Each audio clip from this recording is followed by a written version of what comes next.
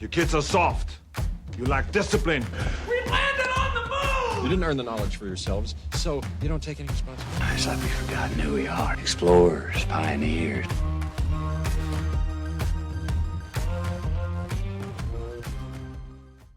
Good. Yeah. Life's been a little bit crazy in the last couple of months, but yeah, life's good. So yeah. So give me kind of the rundown. I mean, I haven't talked to you in person since Prague. I don't think I've seen you. So that's been a while ago, but when did you make the move back home? So we moved in June. So a couple months ago. Okay. Yeah. So it's pretty fresh. So yeah, it was kind of a crazy turn of events, but basically we made the decision kind of late last year. And then, I gave Brett a runway of close to 6 months. And then, we opened up Premer Health and Performance June, like late June. And then the rest is history. We've been here. So let's leave a cliffhanger for how that's going towards the end, because we'll have a progression there. Yeah. But I kind of mentioned this to you before the show. Obviously, the theme this season is, how did your clinical expertise lead to success? And then where's that led you, whether that's, in the clinic or outside of the clinic. So just for those who may not know who you are or not familiar with your story personally, why'd you get into chiropractic? How long have you been in practice? And then we'll kind of hit some details beyond that. Sweet, man. Yeah. So I grew up in a little tiny town in the middle of Nebraska. And so the way I always say it is there was 800 people. I graduated with 30 people in my class, and there was basically nothing. And so my grandpa was actually a veterinarian. And so my first kind of love for, health and taking care of people and being kind of an advocate was watching him work with animals, ironically, and just watching the compassion he had for them. And so I watched how hard he worked, though, and he was pretty steadfast in saying that you need to do something easier. And so I decided, well, working with humans would be easier. Little did I know, maybe that's not the case, right?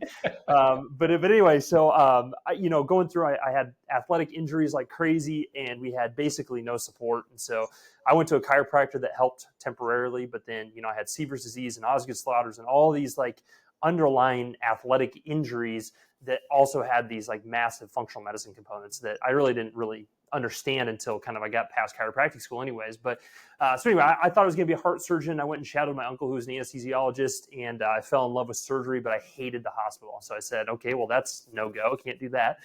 At that point, I had a cousin who was battling scleroderma who was actually living with us. And for those who don't know about scleroderma, it's a horrible disease. Basically, it turns your entire body to stone, your organs, your skin, your bones, things like that. And so at that point, my mom and I kind of dove in, like trying to figure out how in the heck we were going to help Corey, my cousin. And we started to go down the nutrition route and started understanding more things about supplements and other things along those lines that kind of piqued my interest. And so at that point, I switched my degree over to nutrition. And my first nutrition science class, it was a middle-aged woman who walked in the first day of class. She had to walk out 30 minutes later because she had a migraine. And every single day she would walk in with a giant diet soda, like a Diet Coke. It was like the 32 ounce, insane. And I was just like, well, I've known like artificial sweeteners are not good for you. So I went up to her one day and I was like, hey, did you know that artificial sweeteners can be linked to headaches and stuff like that? She's like, oh no, that's bullcrap. That's BS. That doesn't actually happen. I was like, oh, okay. And so then I was so frustrated with nutrition, and I'm like, well, I don't want to do nutrition. Like, I don't really know what to do. And so I kind of stumbled upon chiropractic. It was primary care, and the rest is history. And so I basically started chiropractic school thinking I was going to do full functional medicine. And then I stumbled across this room in the basement at Cleveland University, which was MPI Club. And Marina Mangano was down there with Keith Sparks and Rachel Sparks teaching manipulation in a way that I was like, oh my goodness, like this is life-changing. And so then that led me to meet Brett Winchester, who I think everybody you've had on your podcast has some sort of correlation. It's like Kevin Bacon, right? Except for Brett Winchester. And so I met Brett Winchester and I went on a crusade following him around the country. Never intended to work for him, but he called me one day and offered me a job. And I said, absolutely, I'm going to be there. And so from there, I did my internship in Troy. And then I worked at Winchester Spine and Sport in Troy for the last 8 years. And so I'm on my 8th year of practice right now. And through that time, it was literally an unbelievable experience. We started Gestalt Education. We had a podcast that for 5 years, we put out one episode a week. We traveled around the entire world, interviewing people on our podcast, teaching, and et cetera. And then I kind of hit the point where I know I'm getting long-winded, but my appendix exploded last April, and we were on vacation when it happened in Orlando at Disney World. And so what was the happiest place in the world turned out to be not so happy. And so the world, the universe, God, whoever you believe in, taught me a very important lesson when I was laying in the hospital bed, and that's the lesson of stillness. And what I kind of realized is that I hadn't really given myself a chance to even think about what I wanted out of this life and what I wanted to build in my career, and all these different things. And so my wife and I had some very good, honest, difficult conversations while I was laying in that hospital bed, and that led us to kind of make the decision that we wanted to try to have kids. And having kids, being closer to family is always easier. And so it's funny, when I was thinking about this episode and thinking about you, Beau, and the reason that you and Sloan ended up in Birmingham is kind of similar, right? The unwanted stillness is what drove you to be there. And so the unwanted stillness drove me to open up Premer Health Performance, and I couldn't be happier being here with my family, and it's been a whirlwind, but really, really exciting. So that's where I am today, and here we are. Well, first of all, thanks for sharing that story. I didn't know all of the background of more of the functional medicine aim, which is kind of cool, the full circle. Yeah. Personally and professionally, I'm sure that the appendix also drove you further into that realm, which we'll talk about. Definitely. But the kind of funny thing here, which is, I wouldn't say ironic. I think it's the wrong term to choose, but I think it was when I was at a DNS at your guys' place at Winchester Spine and Sport back in the day, and I was kind of asking you something. You're like, oh no, we're dinks, double income, no kids for life. Yeah. And I was like, oh yeah, that'd be nice. So it's just kind of stuff changes, right? So whether that's professionally, clinically, research, like stuff changes, and being malleable is part of life. So I love just the opening there, which sets the stage for a ton of questions. So one of my first questions is, one of the tougher things in my opinion about our field is how open it is. So I got an undergraduate degree in marketing, and then I realized, like, oh God, it gives me no direction whatsoever. Well, then I made the magnificent choice of chiropractic, which basically isn't too different. So you can subspecialize, you can get actual, kind of board certification specialties.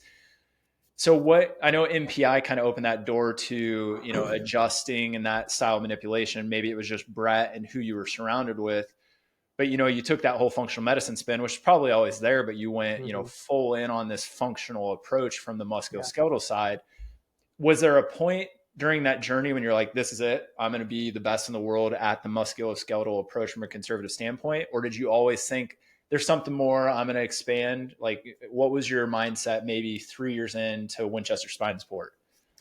Yeah, I mean, early on, my big focus was 100% on how do I be better, and like how do I live up to the expectations of Brett Winchester and Corey Campbell and Beau Beard and like all of these amazing people that I was so fortunate to be around and to be able to have amazing conversations and dinners and stuff with. And so, yeah, to your point, that was my whole focus, was just like, how do I live up to this expectation, and how do I be the best version of myself? And really that evolved around my high school athletes. And I had kind of a tipping point that to your point of when it all happened, it was really early. It was my first year.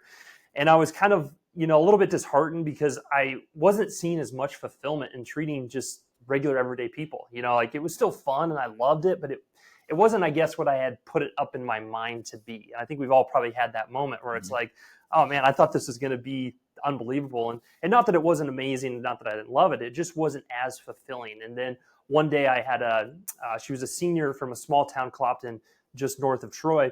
And it was the week before they were playing in the state championship game, and she had sprained her ankle in the semifinal game. And just so happened that she wound up on my schedule. It was literally like divine intervention. And I remember she walked in on crutches, and, I had watched Brett treat ankle sprains, and I've kind of treated them a little bit myself, but never to the extent of this. And the parents and her walk in, and they say, we got to be ready to go in 5 days. Like, this is my senior year. This is my last chance. The state championship game, can you help us? And I remember there was like a switch that clicked in my brain. Like, I think I can. Like, I think I can actually do this. And so for the next 5 days, I remember waking up every morning, like ready to go. I didn't care about anything else that was going on in my day. All I cared about was was Kerrigan, right? Mm-hmm. And so getting that ability to, or that chance to make something happen that seemed impossible was what drove me. And so, long story short, we treated her every single day. I spent extra time with her. It was like filling my cup like I couldn't believe. And so she ended up playing. They unfortunately got beat, but it was still just an unbelievable thing. And I remember there was a moment where I sat down, and my wife is always, she has a marketing background and she's very personal development. And she's like, yes, all the things that I've been telling you to do are finally coming to a head. And that was to sit down and actually think about what you wanted out of, what do you want to treat? Who do you want to see? Like, where do you want to spend your time? And that's where it kind of changed for me. And so that was my main focus for the rest of my time in Troy, is how do I see more high school athletes and how do I get them back on the playing field faster and efficacy or efficiently, safely. That's what the word I was trying to come up with. But so yeah, to your point, that was where it really the rubber hit the road. Like, this is my focus. Like, I love seeing these kids. And so then I started going to a high school. I got on board with another high school. And then by the time I left Troy, I was actually working with 3 local high schools. And so I was treating patients in the high school itself, but then also in the office, working sidelines and stuff like that. And so that's where it really kind of, I had gained all this knowledge, and I was a seminar gypsy just like yourself. And I had gone to everything, but I didn't really have like the hard correlation to like where it all comes together and where it all draws together until that moment where I saw that we can apply, or I could apply all of these different things that I've known into the athlete. And then, from there, I was on a crusade to get better at acute injury care, sideline care, my diagnosis, assessment, so on and so forth, to the point where, I really loved it. And then from there, I always knew that I wanted to do something nutritionally or functional medicine wise. But it's just hard, as to be a master in 2 domains. And so I was always just very steadfast on trying to be the best clinically I could be for those people. And then, if there was an opportunity later on, then, we could explore that, which I did. So I think one of the keys there is, this is in kind of any domain, is in particular creativity gets talked about a lot, is if you can create constraints on something, it allows you to actually operate better. You think sometimes it would limit you, but you're like, oh, I had to kind of find, whatever I want to say, stumble upon a niche. And then the niche allowed me to like determine the gaps in your knowledge or where you had to like sharpen up, rather than, again, we have such a giant sphere of like taking care of a human. Well, good luck, right? Yeah, right. Well, no, like I'm going to take care of a human of this age, dealing with this scenario with this goal, and then I have a goal attached to theirs. And I think that's just like, yeah, that's what a lot of us are lacking in practice. Myself, maybe still to this day, somewhat of like, yeah, I know what I want to do, but like that specificity, it just, I think, doesn't exist for a lot of people for a lot of reasons, right? It's tough. Like you stumbled upon it, right? It wasn't, I set out and did a mastermind course that showed me, oh, this is my thing. You just kind of like, oh yeah, here it is. So that being said, that was, maybe not towards the end of that time, Winchester Spine and Sport. You spent more time developing, honing, both from the professional and the kind of business side of things. So when you decided to make the move, which I have more questions about that, when you made the move and we're starting to literally game plan what, Premer Health and Performance is going to look like, is that the foundation of it? Is it a little bit different than that? Or what's it look like now?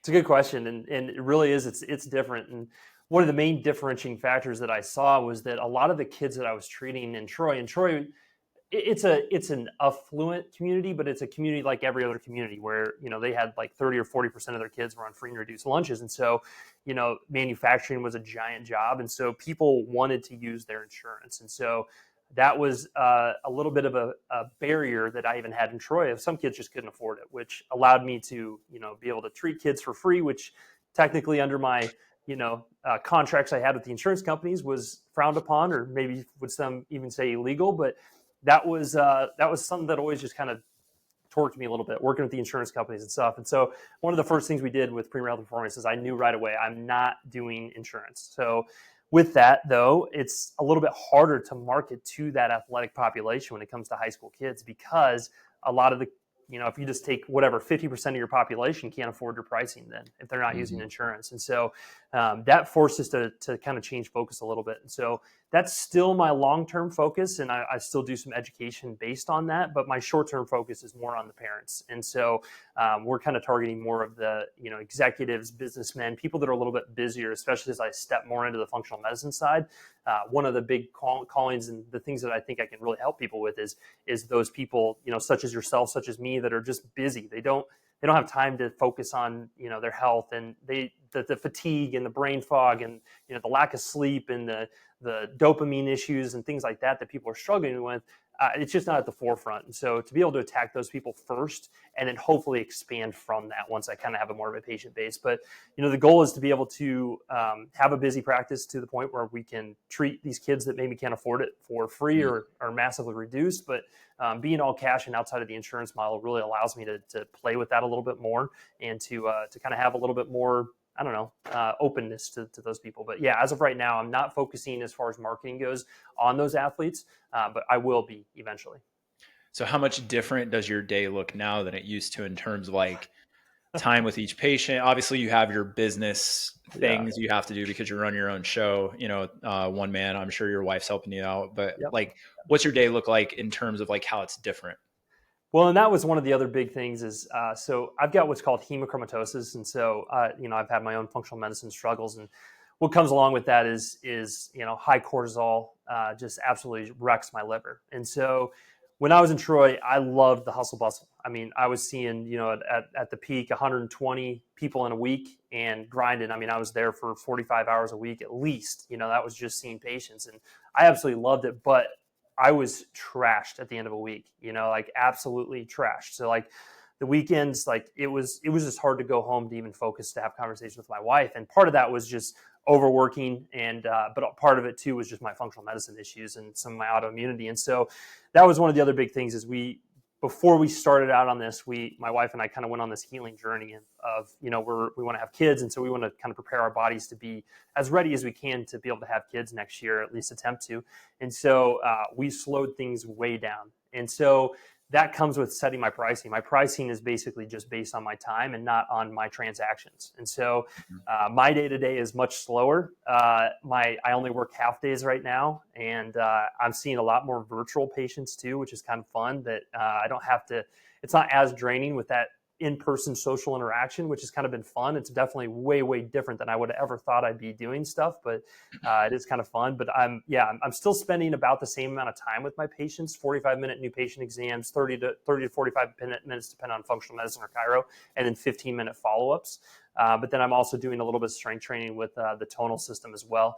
But yeah, it's just way, way less. And so, there's nothing against the model that Brett's built or nothing against those people that take insurance. It was just, I started to realize that it was just not going to be sustainable for me long-term. Like that was the big thing. And not only for my health, but my mental health and things like that. And so that's what kind of led me to have to make that decision and to kind of structure it the way we are. And so, I don't know if you're watching on video, like this is my room, it's nothing special. It's very small. It's 200 square feet, but my overhead is very low. And this allows me to, to kind of be able to say no if I want to say no, or, only treat the patients that I want to treat without having the constraints of a high overhead situation, or, the constraints of having to, pour a bunch of money into the business and things like that. So, yeah. I know we have a lot of students that listen to this and newer docs, and on that theme, I hate to kind of give advice on here because I don't want to sound like an old man, but one of my biggest pieces of advice, if I'm going to throw one out, I think it's become very like dogmatic that like cash is the best way, or you should be insurance because you need to make more money as a doctor, and why like it's a business decision, right? You had a personal play in it too. You're like, hey, I'm going to slow down. Like that makes it a business. Like you said, you're like, well, I have to set my price based off that personal decision then. But too often I think it's just dogmatic. It's like, oh, cash is the best way to run a practice. Where are you at? Where's your location? What's your populace? Like, Exactly. I would hope we do like a good assessment of ourselves, our market, and then our practice style, and then be like, would it work? Like for us, like insurance, like we couldn't charge more technically than we get reimbursed for insurance. It makes zero sense for me. It's like, why would I push people out and I'm going to charge the same amount? Like, Yep. Now, if I didn't want to see as many people, or I would like up it and, make it more elite, but that's not the goal by any means.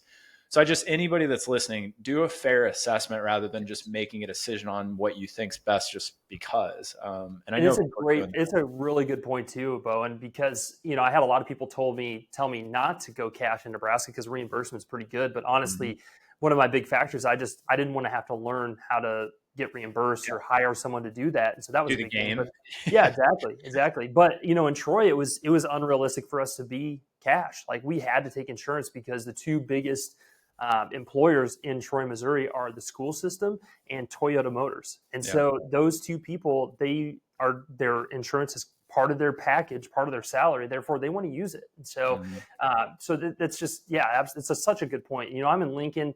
Lincoln's, a couple 100,000 people. I'm in an affluent area where people, can I treat every single person in Lincoln? No, but that's not the goal either. My goal is to treat 1% of the people in Lincoln. Like that would be perfect.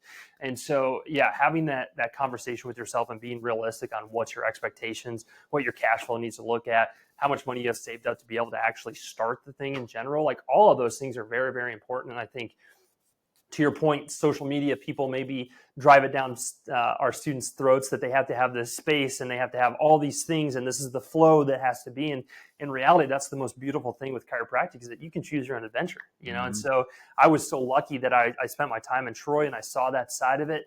And we were traveling all over to see other people's practices. And so, without me even really knowing it, I was almost like A/B testing what I was going to build long term, even though that wasn't even part of it wasn't even close to part of my brain, but that was such a huge thing. And then, I have a really good friend, Jake Alec in Chicago that has a really cool practice style. And so when I made the decision, that was the first thing I did is I booked a flight, me and my wife, and we spent an entire week with Jake, just like figuring out if we like where his setup and what can we take from him, what can we take from against him. We went to a couple of other my friends that have different styles of practices and just spent time with them, just literally sat back and just said, okay, I love this, I don't love this. And so on and so forth. And so to your point, having those expectations in your mind before you dive into it is really, really important. This episode of the Farmcast is brought to you by RockTape. Use code FARM20 for 20% off their core courses at rocktape.com. It includes everything from kinesiology taping to vibration and mobility training. We use RockTape here in the clinic. We use all their tools. We've done all the training. It's all worth its weight in gold. So again, use FARM20 at rocktape.com for 20% off. Yeah. And I don't want to make this all business, but when I got out, I was an intern at Brett's and, thought I was going to work there until again, the Birmingham breakdown. And then it was like, that's how I largely modeled my practice. Like it worked. Like I saw something that was successful. I didn't have a huge profile of all these practices I'd seen, what I grew up with. And then, there are parts that didn't work here and, things that did and things you have to change from the business. Treatment's treatment, right? And then how much you can fit in or can't based on time or however you allocate it. That's what's going to really shift it, which that still leads back to, which I want to kind of zone in on this for a little bit. Being clinically competent, in my opinion, is always going to precede, not always going to precede business success because you can get away with it. I get that. But in our realm with the circles we run in, the way that I would assume most people that are listening to this podcast want to practice, that competency is going to lead to success. And I think you can approach it two different ways. You could say, I'm going to go all in on the business and have a product that's basically consumer grade. You're offering the same thing down the road, or you could try to offer a better product, which you still have to market. Mm-hmm. So my question to you is coming, back home, back into Lincoln, are you technical, or do you feel like you're offering something that doesn't exist in that marketplace? Are you a standout there? Or do you feel like you're kind of, there's people that are playing on this level here? Yeah. Tyler Ideas is literally right down the street from me. Yeah. And so, he's 5 minutes away and he's honestly been so amazing. That's one of the best things I can tell anybody. Don't be afraid to reach out to the other chiropractors, PTs in your area, because the whole realm of competition, like if you feel like you're in competition with someone, like you need to reframe your mindset because there's so many people that need our help and need our services that competition's just not out there. So Tyler, the founder of PRI is 10 minutes from me. So Ron Rushka has a clinic right down the street. So there's high level musculoskeletal care here. And I think it's a fallacy to say that you're going to be the one standalone. Now, am I confident enough in myself to know that I can stay in those circles? Absolutely. But that's come from years and years of experience, one of the things that I just pride myself to is in something that Brett and I talked about a ton. And everybody that we interviewed as well is you just have to see things a certain amount of times in order for you to truly understand them. You treat how many runners, Beau, the first time you saw like an actual rigidus hallucis, like that was like mind blowing for you, right? You're like, oh my gosh, this is exactly what the book said. But until you actually feel it and treat it, it's hard to actually fathom that. I try to change it, try to work around it. Yeah. What are you going to do? Yeah. Exactly. And that's no different than, whatever, an acute ankle sprain. Like I could treat an acute ankle sprain in my dreams right now. Like I could sleepwalk, but not everybody's seen, 100, 150 acute ankle sprains. And so that's the separator. And really it's all just comes from experience. And so, one of the advices that I always give people is you have to market yourself as something you're not early on. But then once you are that, it's so much easier to just like, this is who I am. Like, this is what I do. Are we going to be a great fit for every single person? Absolutely not. But, one of the things that I've gotten a good reputation with my patients is I'm not a very good liar, period. So like, I just tell the truth. Like if something's not going right, I'm the first person to be like, dude, I don't know, man, this is not, I've seen this a million times. This is different. Something's not right here. And then, if you can earn the respect of just being honest and maybe your shtick is something different to the students and there, but once you find your shtick, you got to keep, kind of rolling down that hill with it. And then, the marketing's easy and that you separate yourself by yourself and not necessarily your treatment. The treatment has to be good. But there's a lot of people that are going to be doing good stuff around you. Yep. So don't try to be more than them or anything like that. Just be yourself and then let the treatment speak for itself. No, I couldn't agree with you more. We were actually talking about this in a meeting the other day because I kind of got, because my wife is like the bedside manner queen. I mean, everybody loves her to death. Like, again, I always tell people she could literally make them worse and be like, can I book like 5 more? And, I feel like if I like mess up a tiny bit, I'm like, oh God, they're never going to come see me. But I kind of got a reputation of a little gruff, like, oh, I'm going to tell you how it is. And then I realized a lot of that up front was false. Like I maybe didn't know. So I was a little like overzealous. So like, no, this is what we're going to do. This is what's going on. Now I'm less gruff because I'm like, well, no, I'm like, I'm never positive, but I'm like, I'm pretty sure like this is not right. Or this is what we're going to do. Like I saw a good example is a guy came in that I saw. I mean, I wish he would have came in. He just didn't follow up, but he came in like 2 months ago for medial elbow pain. And I was like, we got to rule out some cervical stuff. And he had bilateral elbow pain. Left elbow goes away. He comes back in. He goes, do my right elbow still bother me? And I go, yeah, it's a tendon issue. He goes, I thought it was my neck. I go, that's why we were ruling that out. I never saw you again. But like, I could unequivocally then be like, no, it's a tendon. And he goes, well, how? And I love him. So we have a conversation about it. It was like, Beau year 1 would still be like, God, let's go back to the neck thing. And I'm like, no, okay. But like you said, we say fake it till you make it. I'd say be as honest as you can. Like if you're going to have to go look something up in a book, I would tell them that. Be like, hey, I've got a resource. I'm going to go check out on this specifically and I'll get back to the next visit. Don't be like, I don't know. And then they can feel it's like a shark, right? They sense that. Like be open. And I think that's scary for a lot of people when you first start, but that's the honest God truth. And like you said, if you're a bad liar, I mean, they're definitely going to tell. So, yeah, absolutely. Well, it's college football season right now. And what's the number one coach speak that you hear? Doesn't matter if you're a 5-star or a 1-star. Effort is the best thing that you can do. And I think that's the same thing clinically. If you just show up every day and say, I'm going to give every ounce of effort. And then to your point, if you don't know, you can just say, listen, I don't 100% know. This is where my brain's taking me. I want you to do this, but then the next visit, I'm going to go do a ton of research. I'm going to call some of my friends. I'm going to, look to the experts, and then we're going to come back and then reevaluate.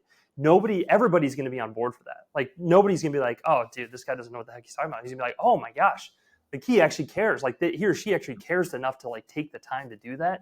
People love that. Absolutely. Well, that's part of the plan. Like Kyler Brown, I just talked about communication. Like that's part of the plan. So if it's part of the plan, don't hide it behind the Wizard of Oz curtain of like, I'm going to figure it out and then present like I'm the smartest person in the world. No, just like there's a gap in your knowledge. Well, guess what? You forced yourself to fill it. Well, that patient gets better. Maybe that wasn't it's not as smooth as you wanted it to, but like that's part of learning. And absolutely. And the next time that you see a case like that, you're going to be able to have that knowledge. Yeah. And you get sneakier with it as you get further into practice. Like you don't know, and you're just kind of like figuring it out as you go. They never even know that you're stumbling around. You're just kind of trying stuff because you have more tools. You're more competent in other places. But yeah, you're never, ever 100% positive dealing with a human. So like that should be a huge off valve of like pressure of like, you're always figuring stuff out. So like, good luck. Right. I had the opportunity to teach at the R2P, summer retreat a couple of weeks ago. And that's one of my big messages is, I have kind of some principles to do with acute care. And one of them is early imaging. And the reason early imaging is because it's so hard. Like Beau, you've felt enough acute knee injuries. It is impossible to figure out what exactly is going on. You may have a 1% view, but until you get the MRI, like it is so dang hard to diagnose them because it is like the pain jumps different places. the acuteness can change things, the swelling and stuff like that. And so early imaging for me is an easy way of getting very specific with my assessments because Shackleton always says that imaging isn't the problem, it's the education off the imaging. Okay. So if you're the one ordering the imaging, then you can control the narrative around that. So then if you have an athlete that you think might have tore their ACL, well, they either tore their ACL or they have something that's not as acute, that's not as serious. Well, both are better. One's a better option, one's a crappy option, but at least you have both of them ruled out. And then the thing I always say to my students is, what's the first thing they do when they go to orthopedists? Order imaging. Yeah. So why not just do that? Just control it yourself. And that's what makes you feel like an expert, because you're going to say, hey, you know what? My experience with working on knees, it's really tough. Like, it's so hard to diagnose them. The orthopedic exams suck, blah, blah, blah. I have a good feeling about this, but just to be sure, so we don't waste any more time, let's get the MRI. Your insurance will probably cover it. If not, out of pocket now, and MRIs here in Lincoln, for example, are like $300-400. Not a big deal, but at least now we know.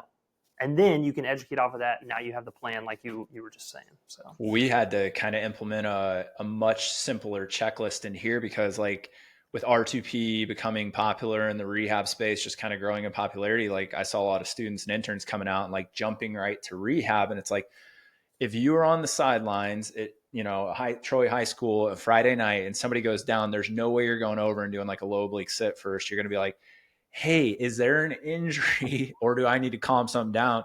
Then you can go do your like fancy, whatever method, choose your poison. Like, that's exactly what people need in here for safety and knowing the route. And are we working on a tissue or pain or whatever it is?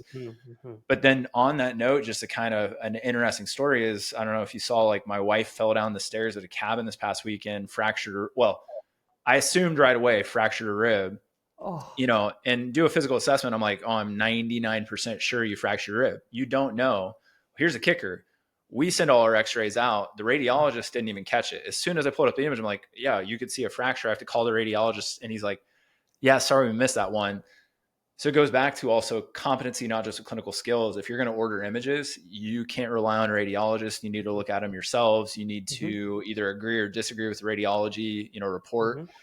But like that, I agree with you 100%. And I know you guys preach this too, or, did at Brett's, at least, like pro athletes and youth athletes. I mean, you better be pulling imaging sooner than everybody else because there's more on the line where they can push through. So yeah, I love that point. And I hope everybody just kind of, sinks in with that one a little bit. Yeah. So stealing a line from, one of our mentors, Brett, he got talking a lot in the last few years about superpowers that were non-clinical.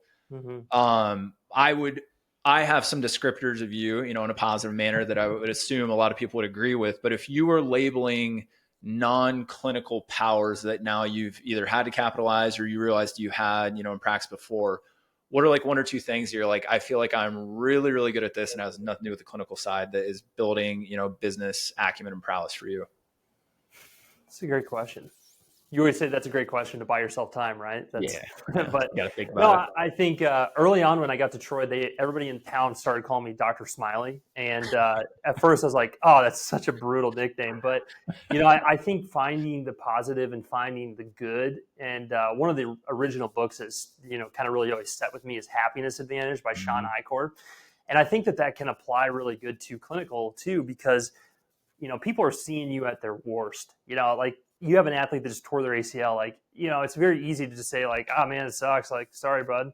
But instead of like, I think my superpower is just being there, just showing up for people. I would say your enthusiasm would be like, I think you are, because what you just said, you're there, but it's all in because you're enthusiastic about like helping them and learning. Yeah. That would be my take. Yep, absolutely. And even if days that you don't feel enthusiastic, just almost faking it and showing up for people, because I think that's been 100%. Shooting people texts, checking up with them, calling patients. Like early on, I can't tell you, I stole it from Mark King. I called every single one of my new patients, good, bad, otherwise, patients that fell off my schedule. And I didn't do that quite as much towards the end just because I didn't have to. But now I'm doing it again to get back into it. But I can't tell you how much people appreciate that, of just like, oh my gosh, I can't, like, you got to be so busy. Like, what are you doing calling me right now? Like, like little things like that I think are good. And so I would say yes, enthusiasm. And then I think seeing things through would be my other thing, like seeing things through the case, no matter if it's going good or bad, or, if your day's going crappy, just sticking it out and gritting it through. I think that would be another one of my big things as well. But yeah, enthusiasm would be definitely one of them. Anything else that you thought of? Blackjack education. That's my little pet project with Dr. Audra Lance out of Nashville, Tennessee. And we have 2 great courses coming up for you in 2026. So we're kicking off the new year right with DNS Golf right here in Birmingham, Alabama. 2 days at the farm, 1 day at Greystone Country Club. And we have Greg Rose coming in from TPI. We have Mark Blackburn, one of the best coaches in the world. We have Brett Winchester, the legend himself, and little old me will be helping teach a little bit as well. So you can go, again, blackjackeducation.com to check that out. Also, the last weekend in January 30th through February 1st, we have Dr. Richard Olm coming to Nashville, Tennessee for DNSB. So if you're looking to up your DNS game in 2026, the best bet in clinical education, blackjackeducation.com. Yeah, I mean, enthusiasm kind of covers a lot of the things because it's going to have like optimism wrapped around negative experiences, like you said, which I 100% agree with that. Like you can't, deliver news like Eeyore and expect them to have like a great experience in the office, even though, it might be a season ending career or something like that. I would say the other one is you're again, it plays in maybe off clinical competence, but you do explain, like you're a good teacher. So like you explain things really well, whether it is to clinicians or to a patient, where again, I've never agreed with the talk to a 5th grade level thing. Like you talk at a level that everybody can appreciate, but it's kind of it's not too far off from, either field. So I think that's something I've like noticed about you is you just kind of explain things really well, regardless of the party in front of you.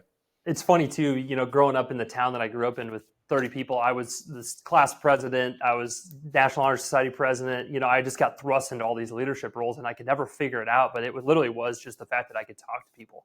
If I grew up, my dad owned a body shop, my grandpa owned a vet clinic, and they were, 100 yards apart from each other. And so that's all I did all day long. That was my life, is going back and forth and listening, talking to farmers and talking to people. And I just learned from an early age how to have a conversation with someone and to connect with them relatively quickly. And so I think that is something that's kind of lost on, the younger generation, which is crazy to say that I'm saying it's the younger generation, but, like, I can't tell you how many times just like picking up a phone and calling someone is it's just blasphemy nowadays. But I think that ability to maybe get into uncomfortable positions is a good one too. But yeah, I love to teach, and I find myself telling stories all day long and just like drawing on past experiences and things like that. Even though my memory is terrible, I can't remember people's names, I can't remember numbers, but for some reason I can remember cases and I can remember things with my hands. And so it's just a weird, I don't know, I have a weird brain. I'm sure you're kind of along the same lines of that. Of just, I have like a literally photographic memory of cases. Like I can literally, somebody will start talking about a case from 10 years ago, and then I'll literally tell you like the whole case.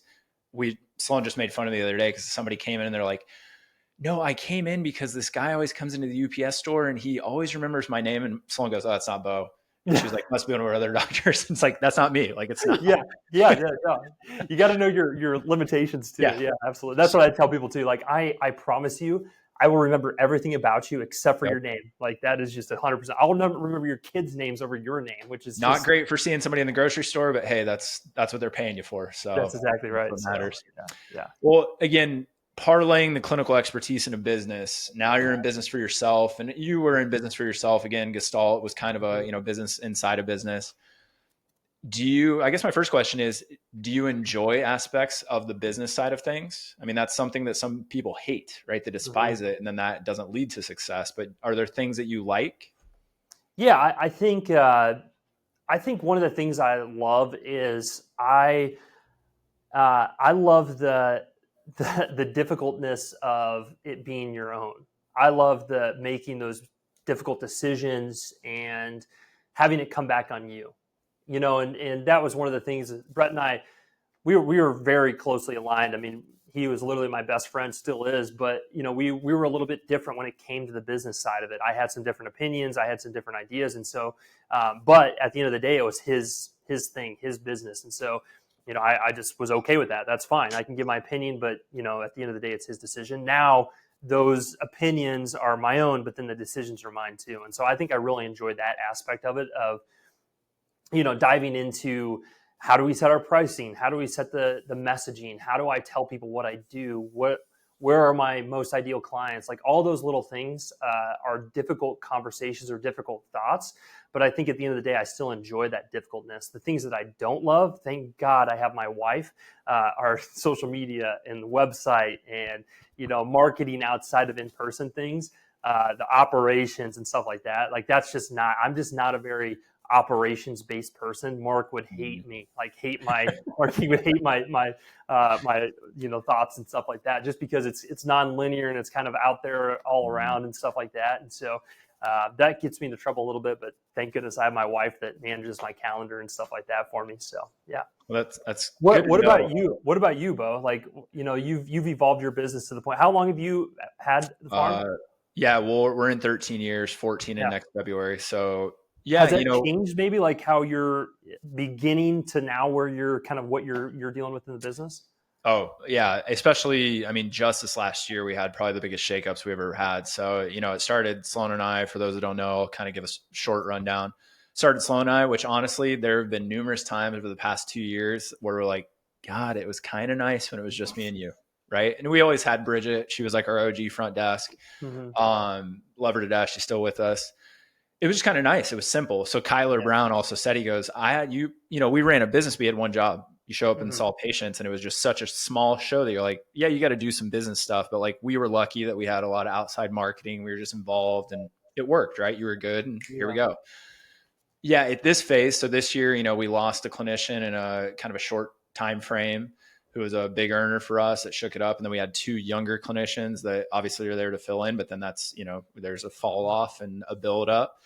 My wife, we have 2 kids. My wife's drastically reduced in the amount of people she can see. And she was a huge part of the practice, both from treatment, but also just the vibe. Like literally she's in here more now that both the kids are back in school.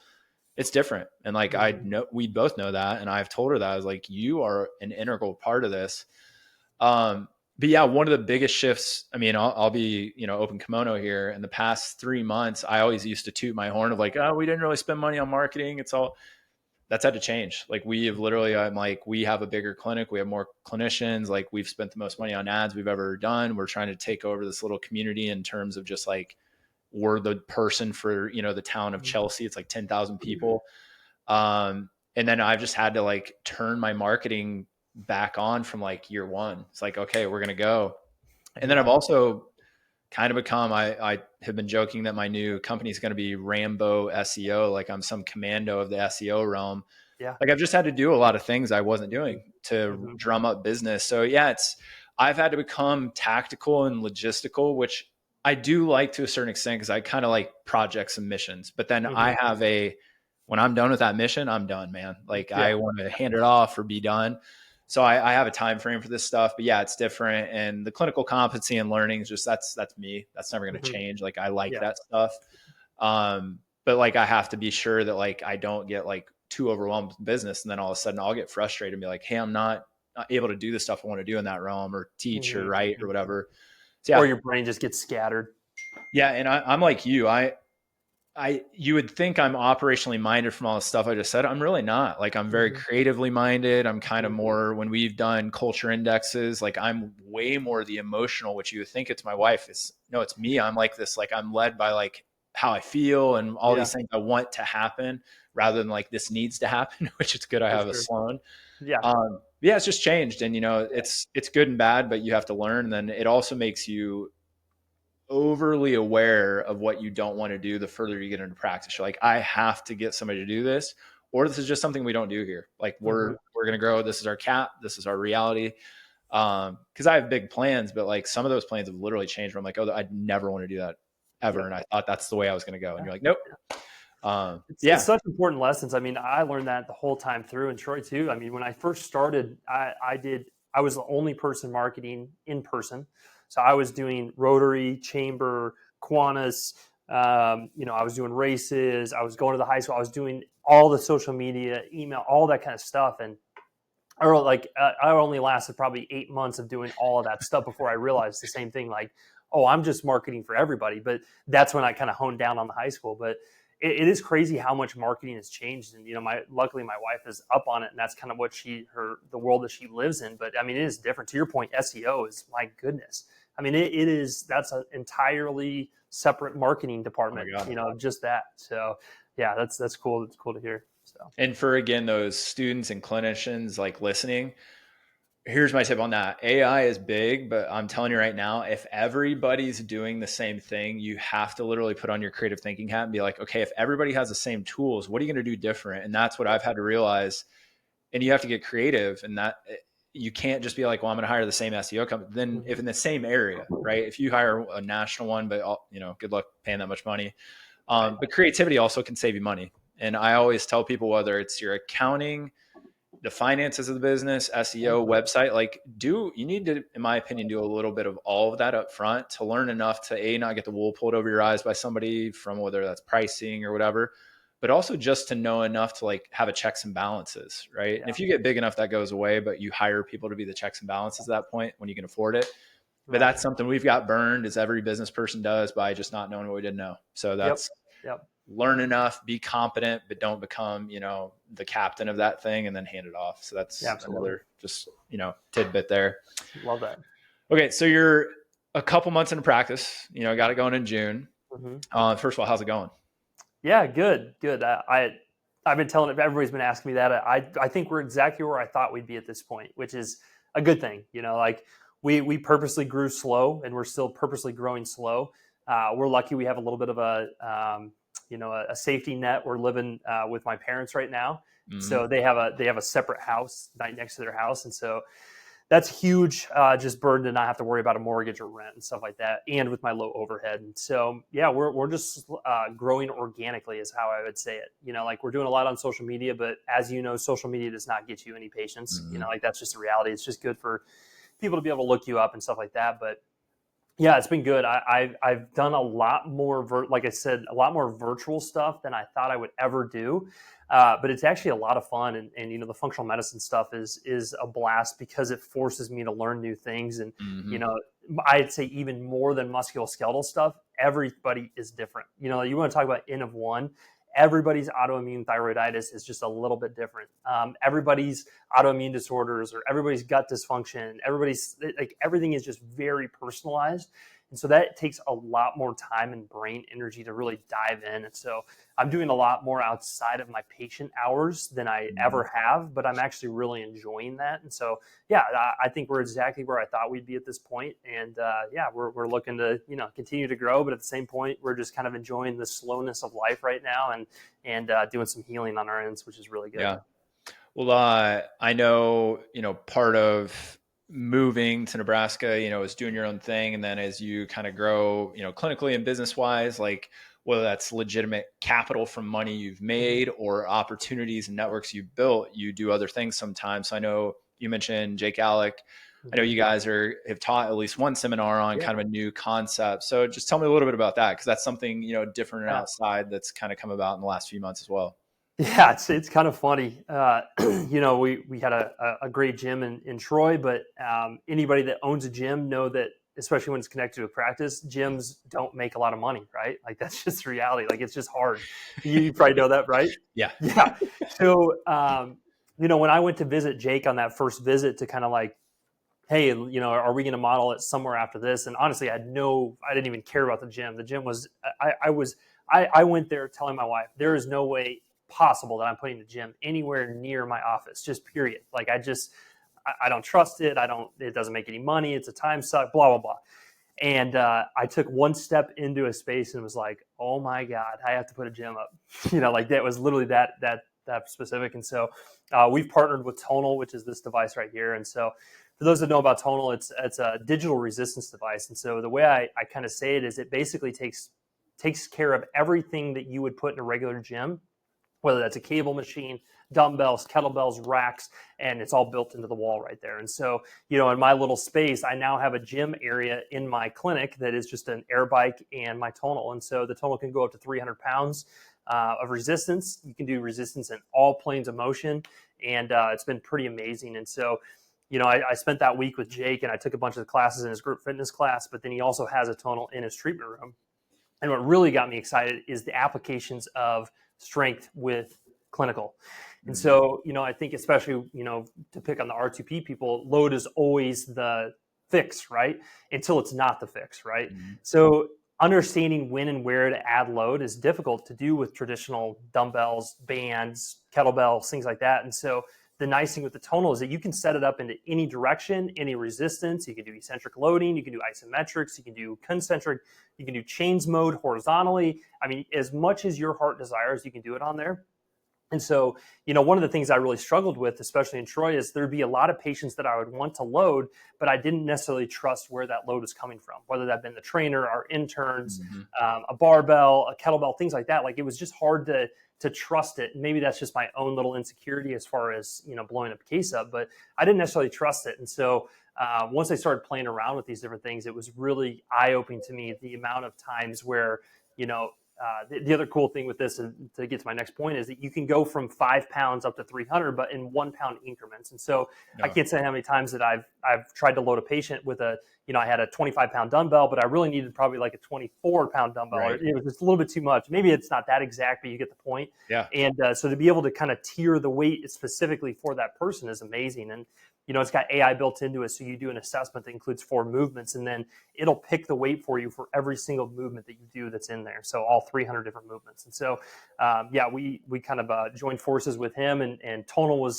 came out to his place, and I went out there and kind of met with them. And, the back end engineering is unbelievable. And we met some really cool people that are literally, I think, changing the world of strength training. And I truly kind of believe that strength training from an aging perspective will be done on the tonal in the next, 10 years, and not on dumbbells and stuff like that. And so especially the more I'm diving into this functional medicine, the number one predictor of longevity is just muscle mass in general, right? Strength, grip strength, muscle mass, and things like that. And so to be able to have an opportunity for people that maybe don't want to walk into a big box gym or do CrossFit or anything like that, to have a little bit more of less of an activation energy to get working out has been amazing. And the story I've been telling is my parents, they're pretty healthy. My dad's had some blood sugar issues and type 2 diabetes, but pretty healthy otherwise, have never worked out in their lives. And the minute I opened up my practice, I put my tonal in, I asked them if they wanted to start working out, and they said, sure, which surprised me already.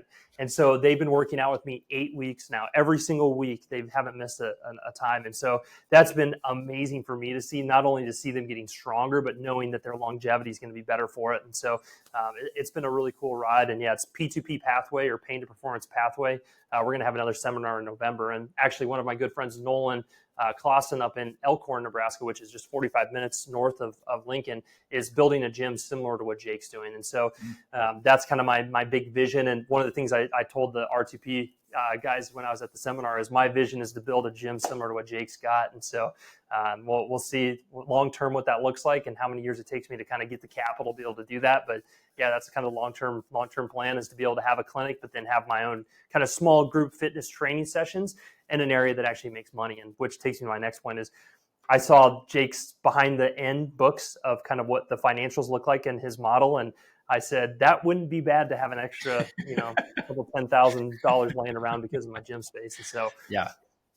So anyway, that was a long-winded story to say that, strength is, that's why performance got added to my name. It was just going to be Premer Health until we saw that space. And I said, yeah, I think that this is something I need. So it's really cool. If you guys check it out, honestly, just go check out Jake's website, Alec Pain to Performance. He's doing some unbelievable things. And it's really kind of opened my eyes to maybe a different side of chiropractic than, again, I even thought I would ever venture down. So yeah, I get a little clinic envy sometimes when I see the space. I'm like, I'm a very aesthetically driven person. So like I see stuff that looks good, like Jake's stuff, and I'm like, oh God. And like, yeah, you can tell he's got a little, I don't know, design eye or something, or whoever's helping him out is doing awesome. I know. Well, the space it's in an old trolley barn. Yeah. And so it's got the original wood floors, and it's just beautiful. It's absolutely gorgeous. But it is cool. The devices on the wall make it look a little bit bougier, and it doesn't look like an old dusty, dirty gym, which is what I always say. He's got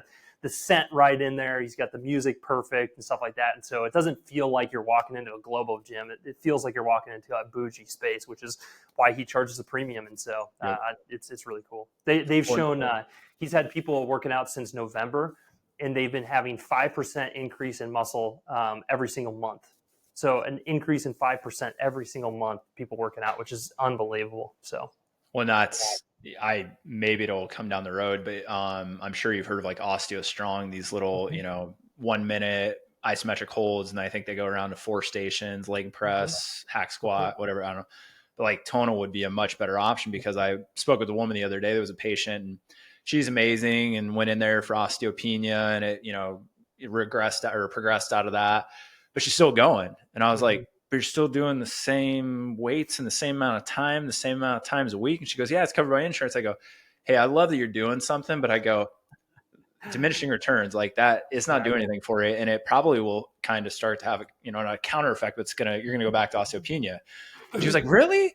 I was like, yeah, like, so tone will be great. Like you said, like it kind of never ends, at least, up to 300. Well, that's the cool thing too, is like there's progressive overload built into it. So never have to do that. So to your point, I can't tell you how many people walk into the gym and they do the same thing over and over and over again. But if you don't progressively overload, then you're not getting adaptation. So the line that we always use is people stop going to the gym either for 2 reasons. 1, they don't do enough weight and then they don't see the changes, or 2, they do too much weight and they get hurt and they're back in our office. Yeah. And so, the tonal kind of changes that for us to be able to, 1, progressively overload people in a consistent manner so that the weight isn't too much, but it's enough that they're getting actual adaptation and changes. So, and for a pretty cheap price tag, to put one of these in your house, it's $5,000, which seems a little bit expensive, but Beau, you have gym equipment. You know how much that is.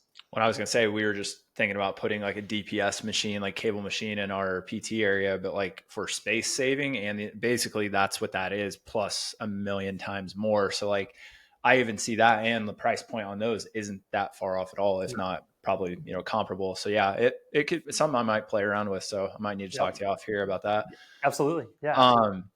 So you said, okay, you were in arguably one of the best musculoskeletal clinics in the country, if not, greater part of the world, which still had functional medicine at play, multiple different types of practitioners. I know had come in and out during your time there.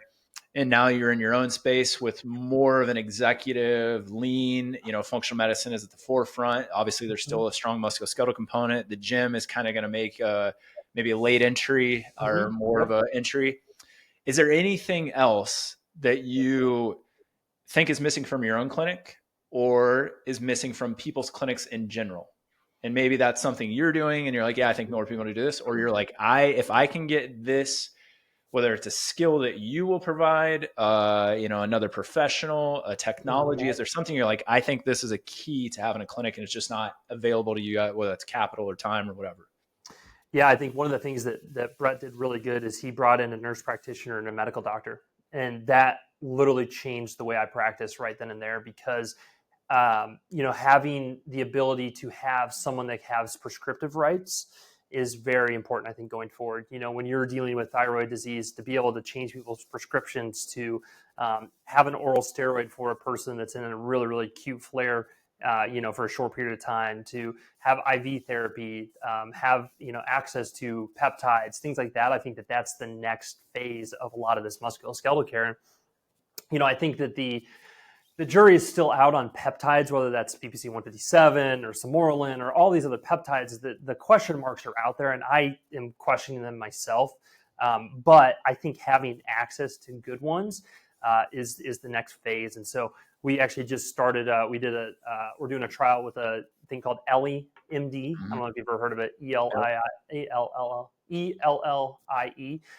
But they have access to some amazing peptides, and they seem to be sourced from really high standards.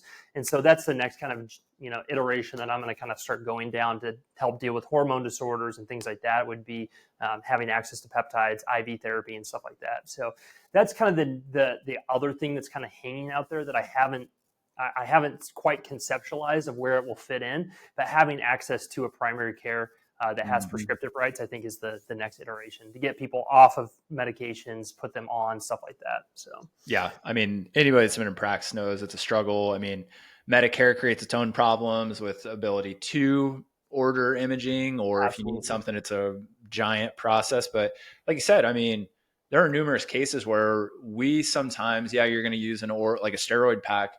Yeah, therapeutic, but sometimes diagnostically, you're like, oh, if I get a massive effect, I know there's a huge inflammatory, component that maybe sometimes it's hard to suss out. And you're like, okay, we got it calmed down. Now we're going to use, the movement side to really like keep it there.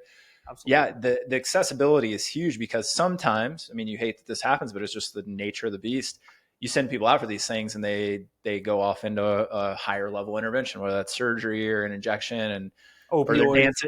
dancing around with no pain because of steroid pack, and they don't see a necessity for you. And, Absolutely. the loci of control is always nice. If it's in your office, it's just expedient too. So we've even, I was just talking about x-ray. We looked at a digital imaging or x-ray unit that's also mobile for events, just because I was like, we're doing as good a job as these radiologists are reading them. And if we can, make a little money, but also not have to wait to get the image back to determine a treatment, or just somebody can come in on a Saturday after a football game. Like, so there's things that I wasn't opposed to, but I didn't think I'd ever do. And I'm like, oh, Absolutely. I'm kind of changing my mind. And we kind of started the whole podcast on the ability to be malleable. And I think that's a big deal, is like you said, like peptides are getting a lot of hype. Are they good or not? I don't know. Like, put your thinking cap on, practice a bit, read up. Like, I don't know, I would say, yes, we're in Alabama. Alabama's a super strict, so I don't have accessibility like other states, but there are, I've tried them. We've had patients try them, and yeah, like I said, the sourcing is key right now. I know, it's just like anything, but it's also the wild, wild west, like where do you go and stuff like that. And the other thing too, people always ask me like, how do you know which supplement works? Like, well, you got to do it on yourself. Like it's just trial and error. Like, and that sucks to say for our patients, but it's no different than our musculoskeletal care. Like sometimes you just have to take leaps of faith, and you're trial and erroring with your patients. And sometimes it works out, sometimes it doesn't. But you have to have some sort of, blackboard, if you will, or some sort of thing that you can throw things against and see if they stick in order for it to work. And I think that covers everything, whether it's life or functional medicine, MSK care, and stuff like that. Yeah, if I had a crystal ball, I would not be talking to you. I'd be on my yacht, right? And that's where like running the experiment of what supplement, what treatment, what is actually going on. Like I said, the ultimate like absolutism. If you go to a practitioner that's like, yeah, this is what you got, this is what we're doing day one, and there's no like talk of like optionalities, like I would be like, whoa, yeah. Not saying they're not good, but like I would just be a little like, put my coffers up. Absolutely. Well, I love that you're doing your own thing. You are, a wizard in many realms. So I'm excited to see what happens in Lincoln out of that 200 square foot space, and whether it's just blowing it up and making it, Jason Glass, I don't know if you know, the strength coach, heavily involved. He always said that he had the highest per dollar square footage office in America, or in the North America, because he had like 300 square feet. And he's like, I think I'm making more money per square foot than anybody in any realm. So maybe that's you. Maybe you'll take him down. But outside of that, is there anything? So we talked about what you would maybe add into the clinic or conceptualize to make it just like world class. Is there anything else that you like are looking at doing? You had this time of stillness. You had this, acute scenario where in the hospital. Is there anything else that came to the forefront or mind besides, I know you mentioned kids, anything else, whether it's professionally or outside of the profession, you're like, hey, I have some other things. And if you want to talk about them or not, what do you got? Yeah, I think I just learned the lesson that, our careers are important. Like obviously, Beau, you're, the standard as far as your career is very important to you. You're both of us. Like we want to push the profession forward. We want to see what's possible, but also, I think you would probably agree that your family and your kids are probably the most important thing. And so I think the refocus for me on that is that, like this space, Premer Health and Performance, like it could go away tomorrow and I would still be okay. Doesn't mean that I'm not going to try as much, and I'm not going to pour everything I have into this place. It's just at the same time, it's just refocusing on what's important in my life. And for me right now, like my family is what at the forefront. And so I'm excited to be able to, kind of stay put a little bit, not travel as much, and kind of pour into them and see what's possible for my own family. We all have family members that are dealing with things. And so to be able to be there to help with that kind of stuff, I think is really at the forefront of my mind right now. I'm still going to push like crazy and try to build this place to, unbelievable heights. But, at the same time, I'm more focused on making sure that I'm in a good spot, making sure my family's in a good spot and things like that. And so, yeah, I think that's really the focus. And that was the focus of me making the changes, to be able to have a space that I can I can, go to my nephews and nieces' soccer games, and I can, go to coach my kids' t-ball team if I want to, or go play golf with my family, or do things like that maybe doesn't restrict me to the practice. And again, there's no ill feelings between me and Brett. It's just kind of, I think everybody hits that point in their life where they realize, what the most important thing is. And for me, it's that. And so that's my crusade right now. And, other than that, I'm just excited to be home and, teaching a couple seminars with a good friend of mine, Jake. And then we'll be in Parker, Vegas next year with Tonal, which will be fun. We'll do that again. And so, yeah, we'll just kind of slowly but surely kind of add on and hopefully teach a little bit more maybe. But at the end of the day, stay focused on what's important. Well, a funny thing, and I know you know this, but just to kind of hit it home as we sign off here, in a funny way, when you put the most important things first, like other stuff tends to grow organically. And I think a lot of times, especially nowadays, because of hustle culture, do everything you can. And I've been I don't want to say a victim. I've played into that at times, and I still do. And I'm going to be, susceptible to that just because that's kind of how I'm wired. But when you reorganize in a funny way, like what I've kind of realized is, if I sat down, and whether it's for me, it's like sitting down and writing out thoughts and kind of thinking about stuff, it does come back to, well, why are you doing all this stuff in the first place? Right? Like if you want to build this thing, and it's not just about making money, it's about that patient experience and accessibility to great care, having good experiences. It's not, I'm going to be honest. I used to think I want to be the smartest person in the room, which is such a ego driven, stupid, it's an impossible task, first of all, which is an insane thing. But then I realized, well, that doesn't serve anybody, and it's just going to drive me insane. And it probably makes other people not like me because that's my goal. Like that's my driver. But then I realized, I'm doing this now because I want to provide a really good life for my kids. And then honestly, the epicenter of that for me now is I tell my girls this now. I'm like, I want to be able to kick your ass in like a 5K when you're actually, if you run in high school, I don't know, whatever they want to do. But I want to be able to kick their ass. And it's not that. It's like, I have to do things for myself now to make sure that is a possibility later. And I can lead by example. If I do that, I help my patients by leading an example. I have more energy for my practice if I do that. So it's like, if you can get down to distill it down to why are you doing this thing? And what is the key? Me being healthy won't make me any more money, but in a sneaky way, it kind of does. And then I can ripple effect that.